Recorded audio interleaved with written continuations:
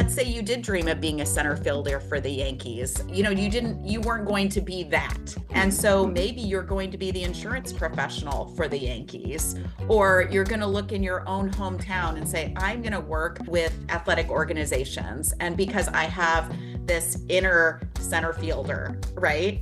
And it allows people, no matter what your passion is, to basically say, I'm going to be a part of that industry, but I'm going to do it in this way. Welcome to the Leader's Edge podcast. I'm Zach Ewell, content producer here at Leader's Edge. In this episode, Associate Editor Chris Hann interviews Sarah Friend, president of the Partners Group in Portland, Oregon. A fellow podcaster herself, Friend shares how and why she started her podcast, the importance community plays in retaining young professionals, and her philosophy on leadership. Give it a listen. Okay, we are here with Sarah Friend, who is the president of the Partners Group in Portland, Oregon. And as we were just talking, I was telling Sarah that I lived in Oregon, not in Portland, although we would go to Portland for fun, but way down in Roseburg, Oregon, my first newspaper job out of college. That was a long, long time ago. Okay. Sarah, I want to ask, first of all, I understand I am speaking with a fellow podcaster. Yes. Me, and it feels like half the world. maybe we're not the minority anymore. One half of the world is interviewing the other half. Yes. You have a podcast called At the Core with Sarah Friend, in which you interview other women who are leaders in the business world. So tell me about that. Tell me about how and why At the Core came to be. Yeah.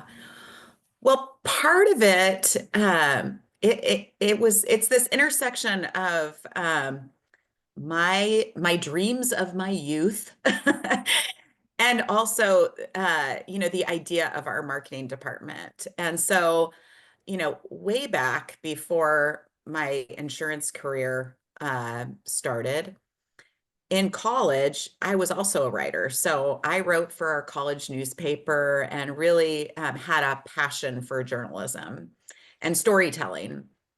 And I really wanted to be the next Katie Couric. She was like the thing, right? When I was in college. And so I went through school thinking that journalism was going to be my career. But what I didn't realize until, of course, I was already nearly graduated when I did my internship at the local NBC affiliate, was that journalism was going to require me to move markets and to start in very small markets like you did down in Roseburg, Oregon, and work my way to larger markets. And what I realized, being, somebody who grew up in Portland, which is, pretty large city, I didn't want to move to a small town, nor did I want to end up in New York City, right? And so kind of the reality of this life that I dreamed of and how it fit into how I actually wanted to live my life didn't align, which, is so common for a 22-year-old. You don't think about these things, right? And so, but I always had this heart for storytelling and always had a heart for education and breaking down big, complex topics into, simpler ideas that people could really grab hold of and do something with. And so I felt like, my years in insurance really gave me a different platform than I ever imagined to use those skills. Insurance is really complicated. And at the end of the day, people need to understand it to make good decisions, whether that's, an HR professional or a business leader or an individual looking for coverage for themselves. And so I had this path of using what I was passionate about and my skills in a way I never imagined. And then a few years ago, our marketing team came to me and said, "We have this idea. We want to do a podcast. Will you do it?" Because I do a lot of public speaking.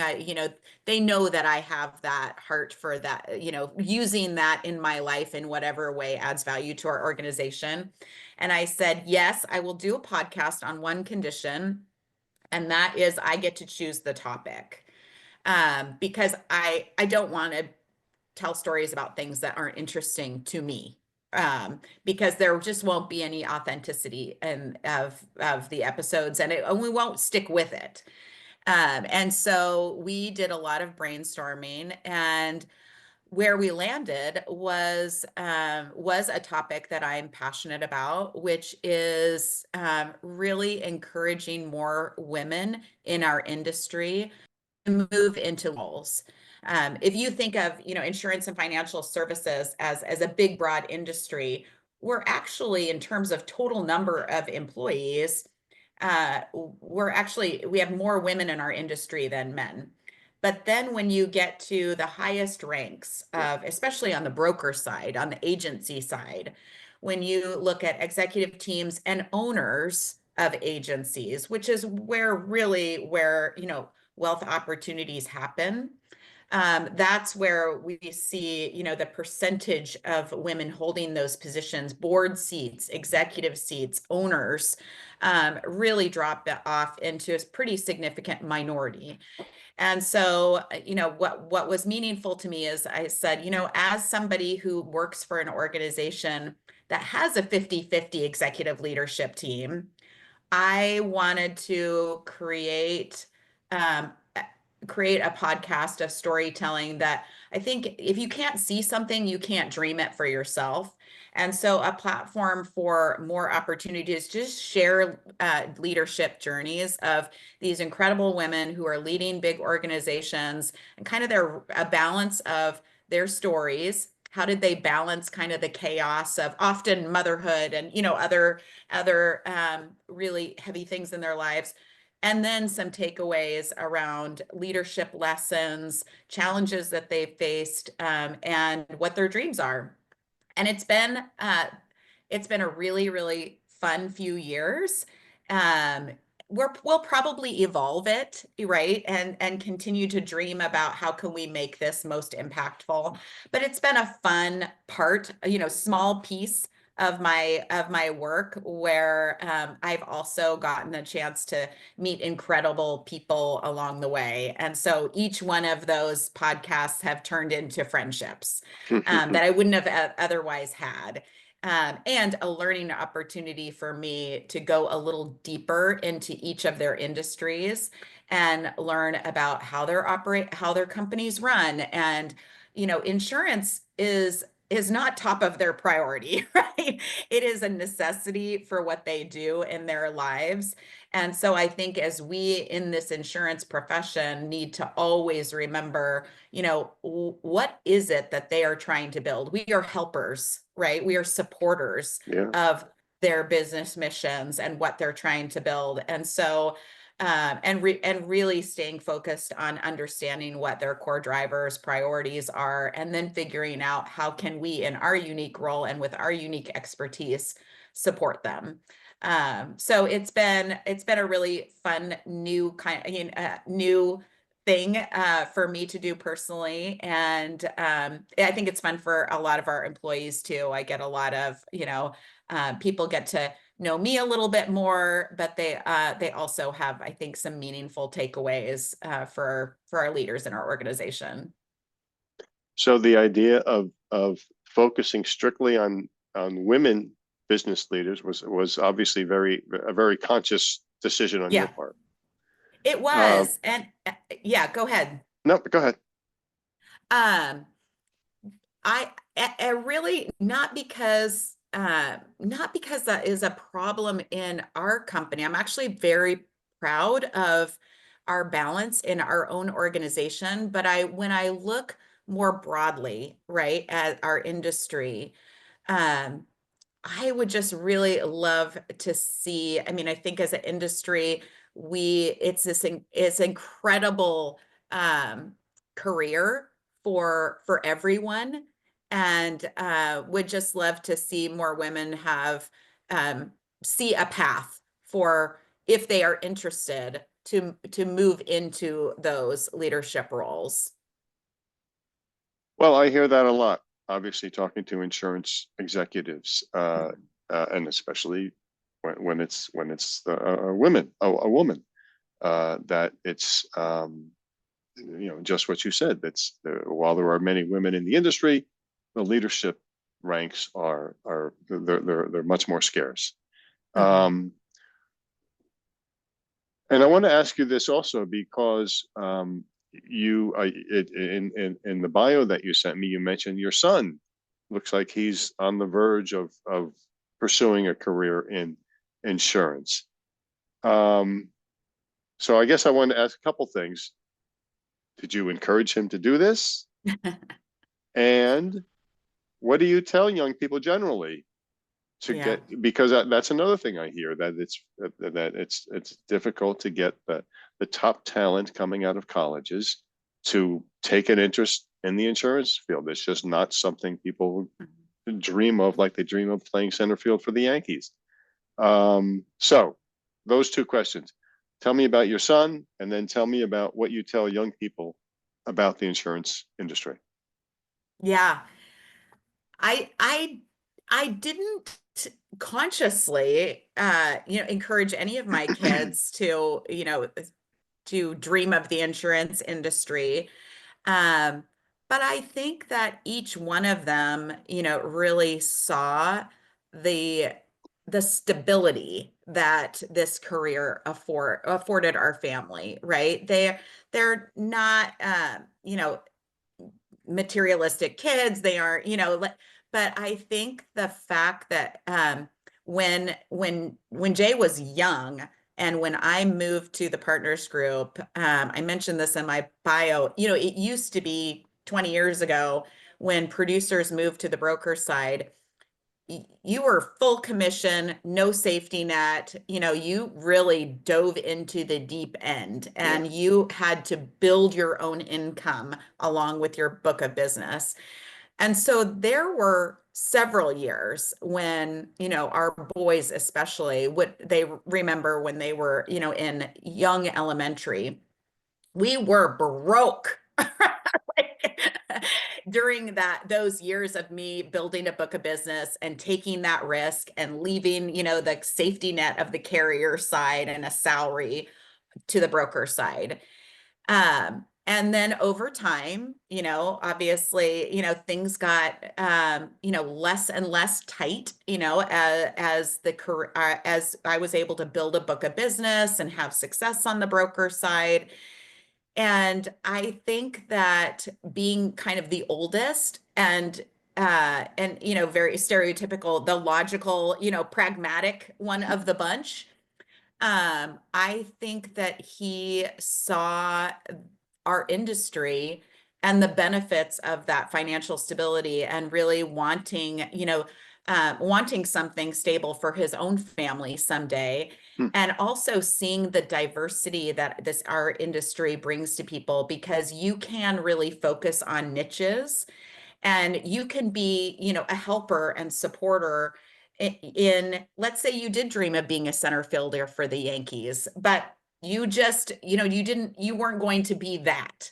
Well, in the insurance industry, you could dream of a niche of helping, uh, in the sporting niche. And Mhm, so mhm. maybe you're going to be the insurance professional for the Yankees, or you're going to look in your own hometown and say, I'm going to work with athletic organizations, and because I have this inner center fielder, right? And it allows people, no matter what your passion is, to basically say, I'm going to be a part of that industry, but I'm going to do it in this way. The second question, with regard How do to we get, how, young yes, people generally, what do you say to them if you're talking to them, yeah. as they're leaving school and entering the workforce? What do you say to them in terms of, here's why insurance can be a great career?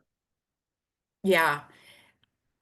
I think that the most important part of that is getting in front of them to begin with, like even having the ability to have the conversation, right? So Jay is the typical, right, young person who chooses insurance because he had somebody in his life who modeled insurance for him, right?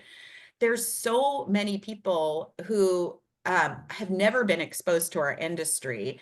And so we at the Partners Group started a program we call Ignite years ago. Gosh, I think it's been 8 years ago now, where we said, okay, we're going to hire straight off college campuses and we're going to hire them in a cohort, right? Because it's really difficult for a 22-year-old to come into an insurance agency and feel enthusiastic. I mean, they're basically working with people their parents' age, right? Like that is not a lot of fun, right?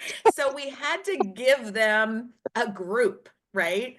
A group that creates community, that allows them to have fun and build friendships, because that's such a big piece of your experience as a young adult starting off in your first job, right? Yeah, any job. Um, any job, right? And so we started Ignite with a desire to really build a group of young emerging professionals and expose a broader group of college kids to this incredible career. And so when we can get in front of them at a college fair, or when they submit their applications, they hear from friends and friends and friends of our Ignite program.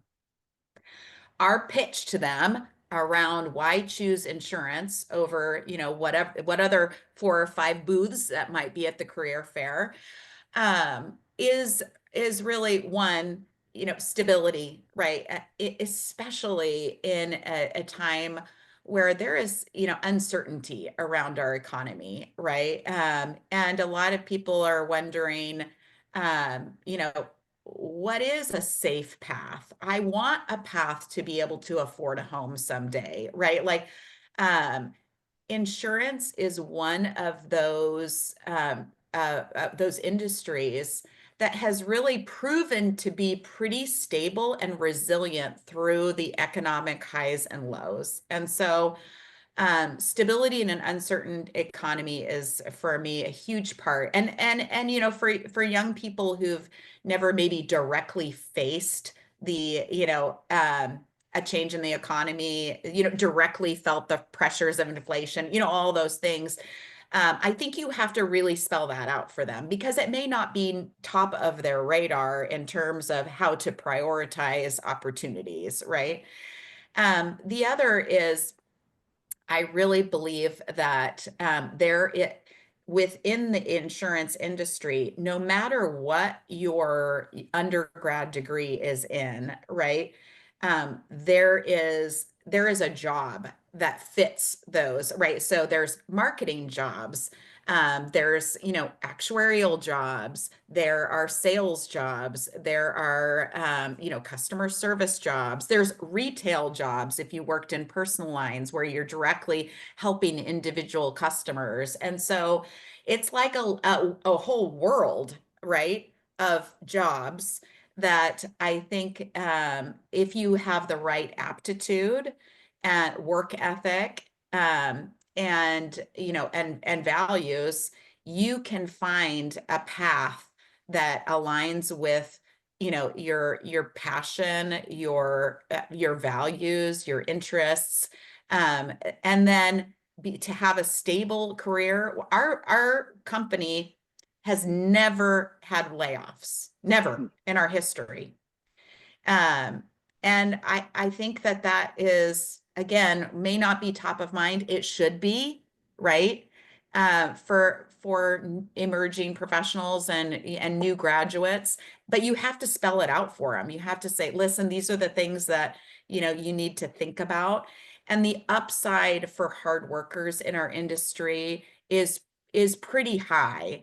And so for me, my other passion, outside of encouraging women to pursue, to go as far in their careers as they can dream in our industry, is also introducing our industry to minorities and people who don't have a family of people who were in the insurance industry, because this is one of those industries that you don't have to have a master's degree. You don't have to go to law school. You don't have to go to medical school. You don't have to go into, debt to be able to really have a successful career.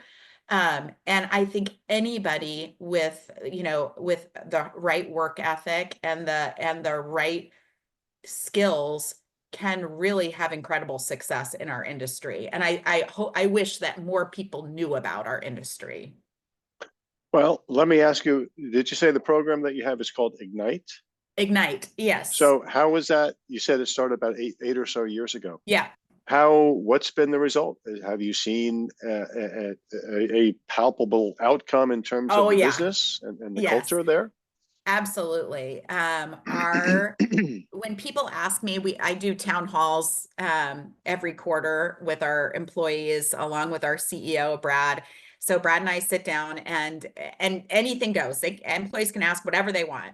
And they often ask, what we're worried about, like, what keeps us up at night. And for me, most of the time, my response is retention of our young professionals. We have really built an incredible culture now of not only, high achieving long-term employees that have stuck with us for 20 plus years, but now we've got a pretty big group we've got one of our employee resource groups called Emerging Professionals. And that emerging professionals group is basically, they wouldn't kick me out, but technically it's for people under 30. So I definitely do not qualify for this group. But now there's 25 people, 30 people in this group, right? And when carrier reps and others come into our agency, they're like, how did you do this? Like, how did you build this vibrant, this is not like other brokers, right? And when we walk into the partners group and when we experience the partners group. And so, and they've ended up in all sorts of corners of our organization. Some are sales, some are service, some are now in leadership, right? And so we see their paths evolve, right, as they experience, get a little bit more experience under their belts. Because who does, very rarely do you absolutely know what your career path is going to be right out of college. Yeah. So it's been a great success. It sounds like it. It sounds like it. And it's, you probably have a lot of lessons to teach a lot of other insurance companies and executives. Well, I feel like, I want to give credit also to Holmes Murphy. So Holmes Murphy is a dear friend and partner to the partners group within C2. And we got the idea from them, right? And so, sharing that, and this is what I think is so great about CIAB too, right? Is that it gives us an opportunity to share ideas about what's working in our own agencies, so that, others, so we benefited from Holmes Murphy sharing their idea with us, right? So how do we create an environment where people are willing to share best practices and ideas, so that we can improve as an industry, right, for young professionals, and not just, one agency at a time. You joined the Partners Group in 2006, so it's been almost 20 years. And I'm sorry, you became president when? That was quite recently, right? Yeah, January of 2023, so almost 2 years. Okay. Yeah. Were there surprises when you took on that role as president? Parts of that job that you just had not expected?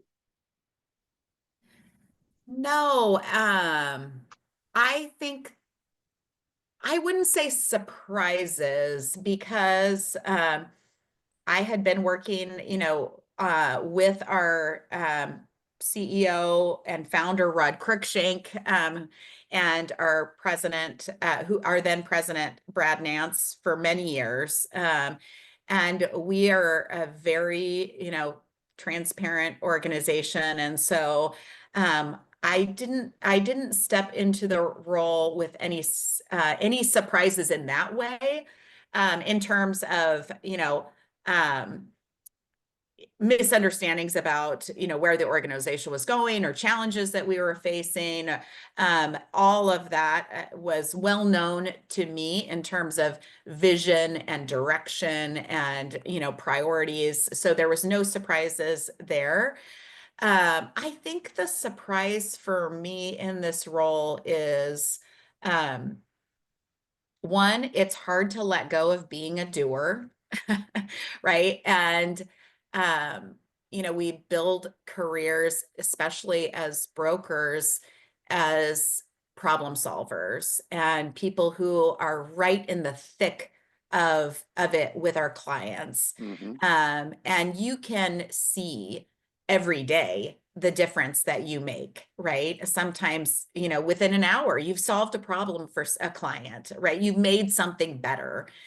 And I think that my biggest aha, not because of the partners group, but just because of the transition from being a doer to a full-time leader, right, is that it takes a long time to see like the fruits of your labor, right? Mm. Because what you're working on, it is long-term projects, right? And so, sometimes you can miss that short-term adrenaline hit of feeling like, I know exactly what I did to accomplish today, and it felt really good, Mm. right? To do something that concretely made somebody's life better today in this moment, right? And so I think that has been the biggest transition for me, is getting That's a big comfortable one. with, yeah, with the fact that I'm going to make a big difference, but over a long period of time. But that difference is going to be, not as an individual contributor, but as a team, right? Like we are accomplishing something together. And my job is to clearly articulate our vision for the future, um, reinstill model values to make sure that culturally we're always aligned and getting stronger. And then making sure that people have the resources that they need to execute on our priorities.